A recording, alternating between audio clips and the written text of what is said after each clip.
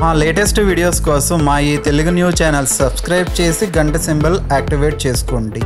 రేపు మంగళవారం సప్తమి రాత్రి 9 తర్వాత ఆవాలను ఇలా రోడ్డు మీద పడేస్తే చాలు కనకవర్షం కురుస్తుంది. వద్దన్న లక్ష్మీదేవి మీ ఇంటికి వస్తుంది.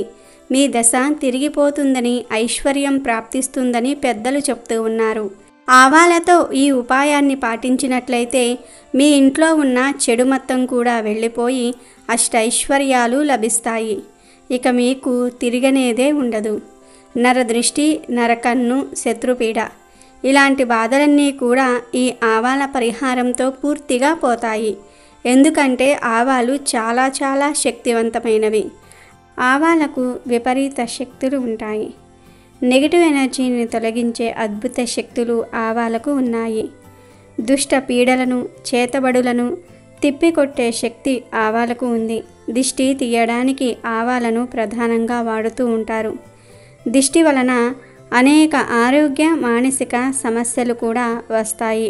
పిల్లలు, పెద్దలు విజయాలు సాధించినప్పుడు, అందరూ వారిని బాగా పొగిడినప్పుడు అతిగా నీరసం ఆవహించి అడ్డం పడ్డ దిష్టి తీస్తారు. దిష్టి తీస్తే పిల్లవాడు కలత, నిద్రపోవటము, నిద్రలో ఉలిక్కి పడుతూ లేవటం వంటి అవలక్షణాలు లేకుండా ఉంటాయి.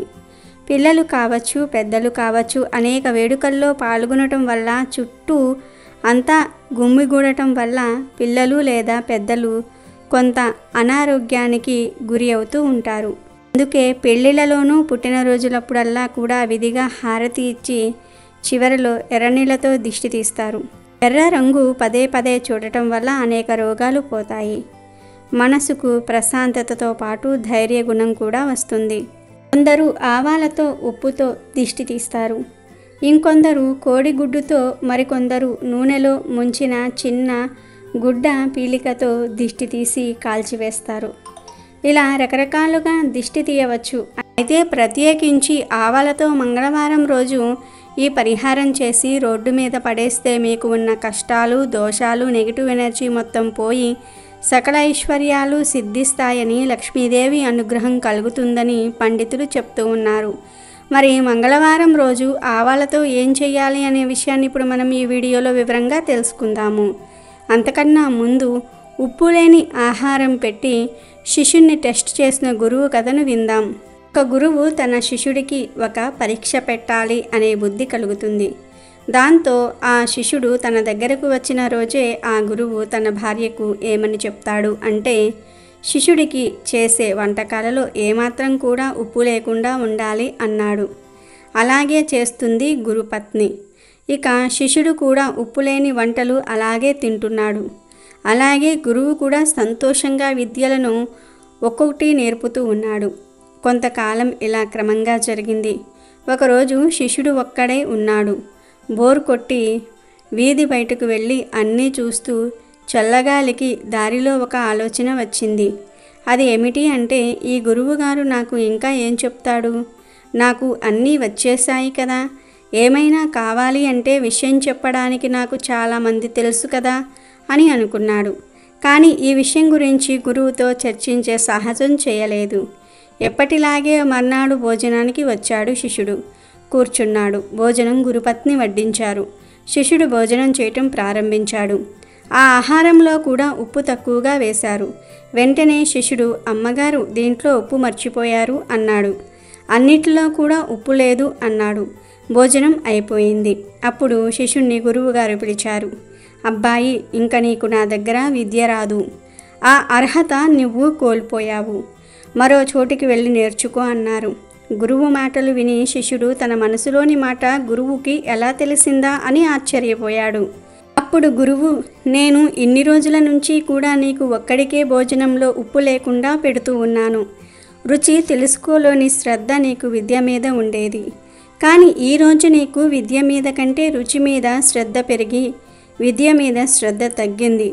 అందుకే నీకు ఉప్పు లేదు అన్న విషయం ఈరోజు మాట్లాడావు. ఇక నీకు విద్య రాదు పో అన్నాడు గురువు. ఈ కథ యొక్క గాఢమైన అర్థం ఏమిటి అంటే, మనకు శ్రద్ధ ఉన్నప్పుడు ఈ రుచులు, షోకులు, పనికిమాలిన కోరికలు, ఆర్భాటాలు, శ్రీ వ్యామోహం లాంటి అనవసరమైన విషయాలు మనసులోకి రానే రావు. ఆ శ్రద్ధ ఎప్పుడైతే తగ్గుతుందో ఇవే కాకుండా ఇంకా చాలా అవలక్షణాలు చాలా తేలికగా వచ్చేస్తాయి.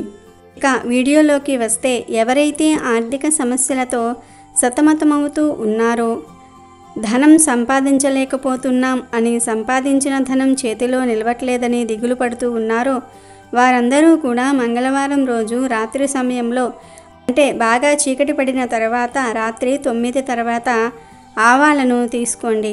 ఒక 2 స్పూన్ల తెల్ల ఆవాలు తీసుకోండి. తెల్ల ఆవాలు లేకపోతే మామూలు ఆవాలు తీసుకోండి. కానీ తెల్ల ఆవాలతో ఈ పరిహారం చేస్తే మాత్రము 100కు 100% ఫలితాలు వస్తాయి. ఇంటి యజమాని కానీ యజమాని భార్య కానీ ఈ పరిహారం చేయాలి. ముందు 2 స్పూన్ల ఆవాలు తీసుకొని ఆ ఆవాలను మీ చేతిలో పట్టుకుని ఒకసారి ఇల్లంతా తిరిగేయండి. Bedroom, kitchen, hall, store room, bathroom ఇలా అన్ని రూమ్స్లోకి వెళ్ళి ఒక్కసారి తిరిగేయండి.